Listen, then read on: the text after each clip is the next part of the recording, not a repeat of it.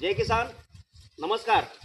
मी आज आहे गाडी पिंपळगाव, तालुका परळी, जिल्हा बीड या ठिकाणी.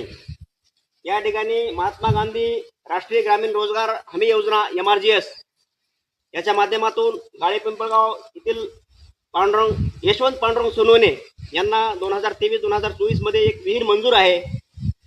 ही विहीर मंजूर झाल्यानंतर त्यांनी 2025 मध्ये या विहिरीचं खोदकाम केलं आणि बांधकामही केलं. खोदकाम आणि बांधकाम करून त्यांना वर्ष होऊन गेलं, पण वर्षानंतर त्यांच्या खोदकामाचा जो रक्कम असते ती रक्कम मस्टरच्या माध्यमातून पडली गेली आणि राहिला त्यांचा विषय तर त्या बांधकामाच्या पैशाचा. तर ते बांधकाम झाल्यानंतर आज घडीला 1 वर्ष होऊन गेल्यानंतर त्या बांधकामाच्या पैशासाठी त्यांना पंचायत समिती, जिल्हाधिकारी कार्यालय या ठिकाणी झिंजावं लागतंय, जावं लागतंय. पण तरीही अजून वर्षानंतरही यांचा बांधकामाचा पैसा या ठिकाणी पडलेला नाही. आपण पाहत आहोत या ठिकाणी विहिरीचं खोदकाम बांधकाम बऱ्यापैकी आणि चांगलं झालेलं आहे, पण तरी तसं होऊनही पैसा जो राहिला त्याच्यासाठी यांना कुठंतरी आंदोलनाची लेखी तक्रार आंदोलन करील अशी लेखी तक्रार यांना जिल्हाधिकारी कार्यालयाला द्यावा लागली. मला सांगा, आपण जो